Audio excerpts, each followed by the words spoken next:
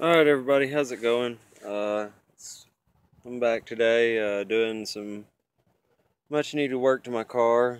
I'm not going to get to do the upper A-arms right yet because I'm not quite ready to get in alignment, because sometimes it can change, if you got worn out parts and they've aligned it to worn out parts. You all know this already. So getting the passenger side done, these are some of the tools that you can use. If you have a jack stand, obviously you wouldn't need 2 jacks, but I've got 2 jacks, so I'm going to go ahead and use this trolley jack as the jack to lift the suspension up and get it loaded to ride height, so that you don't, whenever you go to tighten everything back down, you don't mess up the bushings.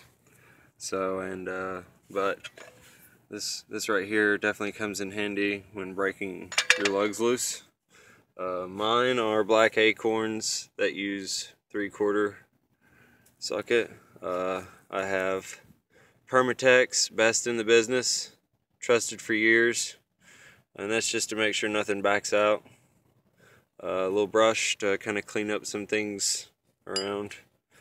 17 for the bottom. You'll also need a 17 socket because it's a bolt and nut style. It's not a welded nut on the suspension fork.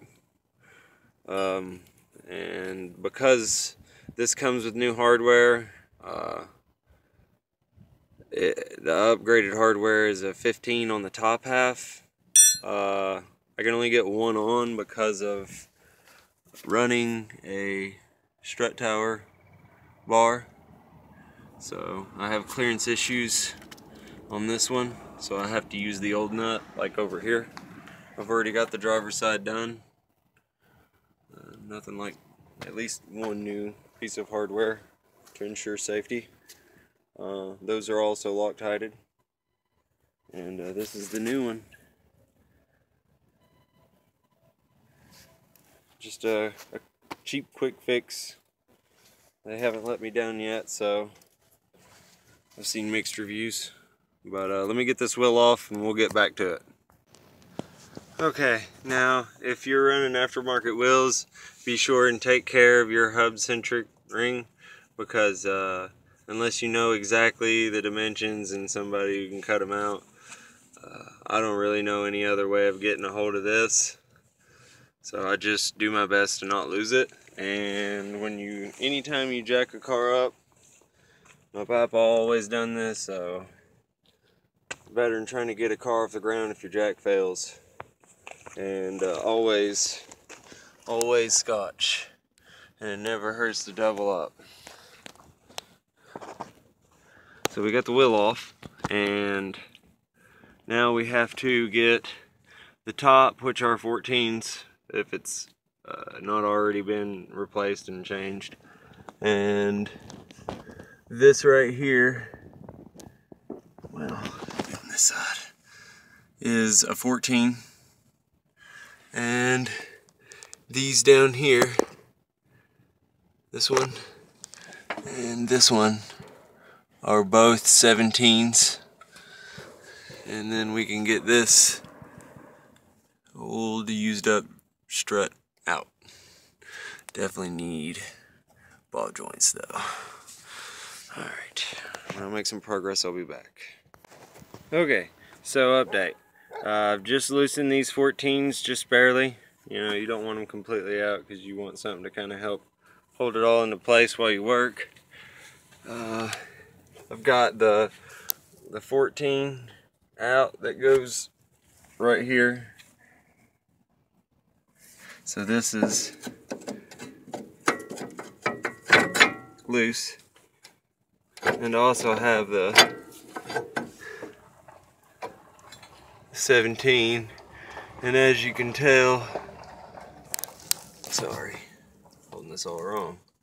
As you can tell, my lower control arms definitely need some addressing, so that will be another future video. So definitely smash that subscribe button if you haven't already. But yeah, let's let's get this out. I'll update you here in a few. Alright, we got the old out next to the new. And I'm gonna show you guys how to finagle this back in. It's almost the exact same thing when you take it out. So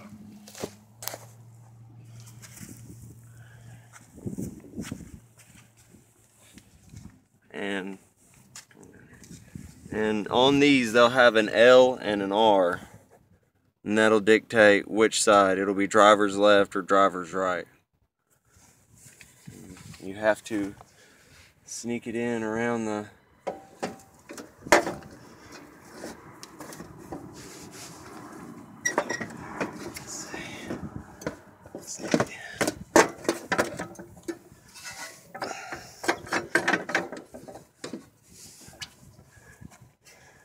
make sure that notch is in the back.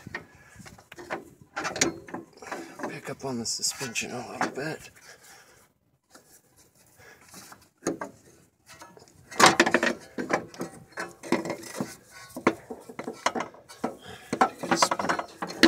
Said you want to make sure the notch for it right here is in the back.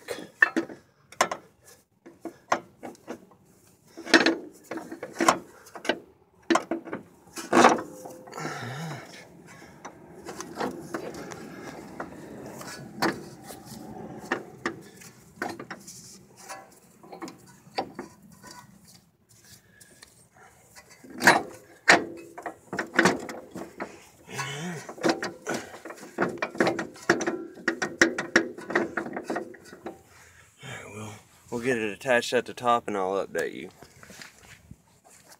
Recording. Okay, so now, of course, make sure you got Loctite and Loctite this 14 in. It can be a bit of a pain to get back on. So that's about the only thing you really got to worry about running into any other problems. And getting this back lined up can also be a bit of a pain by yourself because it's suspension. So if you're working with a limited toolbox, it's definitely going to be a little hard. You definitely might want to get some help, at least for the last half of this. So I'm going to get the wheel back on. I've already loaded the suspension up, tightened everything down, and then let the jack back. And yeah, this is all you really need. Just a few little tools. Alright, well, I'm gonna get the wheel on and we'll. Alright everybody, maintenance is complete. Be sure and tighten your bolts down as tight as you can or feel comfortable, and then set it down on the ground and retighten them. Make sure everything's the way you want. If you torque them.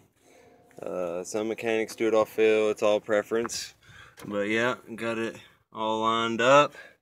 And another bit of advice: if you want to make working on your cars easy, always go with some form of a repair manual. Haynes is typically your less professional series of repair manuals, so it's a little bit easier to understand and do and things of that nature.